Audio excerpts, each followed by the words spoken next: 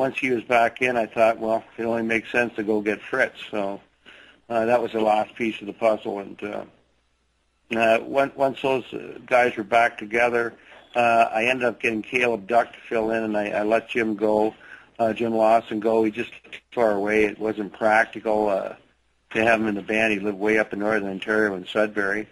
And I think, the distance was really a factor on finding someone else. Right. We, like I said, the new music is fantastic. The new record's great. Are the guys that you have now that are assembled, what you're telling me, Brian, is they weren't part of the writing process? Are they falling in with the music now as you're getting ready to go out and do more shows? Well, except for Brent, the other two guys really were never part of the writing process even back in the day. Right. And, I had been writing with Sean, and Brent kind of came in as the album was beginning, so it wasn't a matter of writing with Brent at any point. I'm the kind of guy, when I get a really good writing relationship happening with someone, I don't write outside of that relationship. I just stay in that groove and I write it until it doesn't happen no more, or write it to the end. Right. Yeah, that's one of the things I was telling the guys around here when I was doing the research, and I was thinking, because, and doing these interviews and talking to, the bands, like I said, that we loved back in the 80s and still love, you see the lineup changes and you see this guy goes here, or this guy's doing this now, or this guy's got 4 solo bands. It was really shocking to see that a member of Helix left to go to Nelly Furtado. That was a bit shocking. Not really, because Sean Kelly is a rising star, and he's very versatile in any style of music. And right. They hired him for his flamenco playing and the ability to play Latin music. And as you know, Nelly Furtado is, I think the last couple albums were in Spanish, were they not, or Portuguese? Right. One of the two. She's a big star, and, can pay Sean very, very well for his services. And he deserves to be paid very well, because he went to university and he studied from some of the best guitar players in the world. And plus, on his own, he has incredible bag of licks to pull from. He's, he can whip off licks from any metal band you can probably name. Right. He's gone and learned their stylings and that, and he's got the education. And it's one thing I realized too in my career, that education does matter, right? There's some guys, just go out there and have never taken a lesson in life, but there are people that have taken their lessons and done the other as well, and they seem to be superior players in general. Yeah. But anyway, Sean going Nelly Furtado was not that wasn't a surprise, because Sean's never told me what he gets paid for Nelly Furtado, but I'm sure, like I said, he gets paid very, very well. Right. Probably more than I could pay him in this band.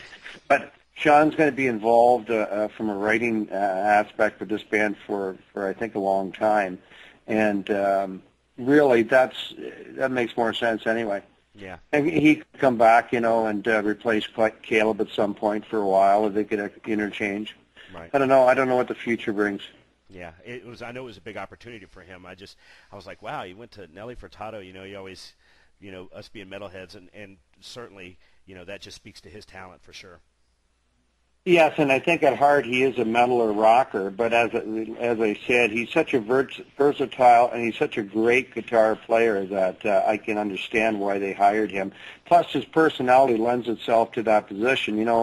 I've seen a lot of players in my career who had the talent, but they didn't have the business acumen and the personality to get to that next level in the business. Right. And that's very important. At some point, you just assume people are going to be good at their craft, as in playing or singing, and it just gives you an added advantage, I think, when you're a nice guy versus being a prick. Right. Speaking of that, one thing that our readers and listeners watch quite a bit, and it's just really become a phenomenon. It's not just a Canadian thing anymore. It's become really a worldwide thing, and it's just a fucking hilarious show, Brian, that we're really happy and proud that Helix has become kind of a part of. Tell us about your relationship with the Trailer Park Boys, the movie, and how that kind of came about. Well, when Archie Glenn Gamble was in the band, I think that would have been back around 1997, 98, around there for about 5 years. The show was on the air, and there have been people mention it to me, and I had never seen the show, and suddenly I started getting this email that we had been mentioning one of them as being Ricky's favorite band, and I got the episode, and I just thought the show was hilarious. And Archie, my drummer at the time, he contacted Mike Clattenburg, the director of the show, and I developed a relationship with Mike Clattenburg, and I ended up flying out to Dartmouth/Halifax to watch them film, I think the episode called "I Think You Pissed Yourself, Mr. Leahy" was the name of the episode. And the ties became stronger. We ended up having a song on the first movie, Heavy Metal Love, which is played on the movie soundtrack right when Ricky gets married. And then we ended up touring with the guys throughout Western Canada through university halls, showcase halls like the Commodore and Vancouver. We did 2 sold-out nights there. So that was good. And then on this new movie, I'd said all along through this to Mike, look, if you ever need someone just to be in the background, whatever, I would love to be in a movie. I've never done that before in my career. So this new movie came up, and they said they had a part for me, and they said, would I do anything? I said, yep. And so they said, okay, and I never knew the part until I got out there. And they were pretty secretive about it, but they flew me out to Dartmouth last October 4th, and I did the part, and Alex Lifeson was out there from Rush, and he was in the same scene, and flew back home by the Sunday, and it was this spring, or just a couple of weeks ago, rather, sorry, it wasn't spring, summer where the movie came out. Yeah, and the movie, folks, is Countdown to Liquor Day, and you need to check it out. Brian's in it. It's should be a really, really fun. I haven't seen it personally, but I love those guys. Everything that they do is just hilarious. Yeah, it is. Yeah. I want to hit on a couple of things. One thing that I found interesting, way back in the early days of Helix, and just phenomenal, the staying power of Helix. You know, when I was doing the research for talking to you today, Brian, somebody in rock and roll that I always thought was extremely, extremely underrated that you had the pleasure of playing with and actually covered one of his songs. Tell me a little bit about working with Del Shannon. He's probably one of the most underrated names, I think, in rock and roll. He should be a household name. I thought Del Shannon was very underrated, too, and I was very, very fortunate early on in my career to have worked with Del Shannon for a 2-week period. I think it was about 1976. And back then, Del drank pretty heavy. I would say he was an alcoholic. Right. And I picked him up at Pearson Airport. I had a $25 Ford Galaxy with Bondo red fenders and snow tires on in the middle of summer.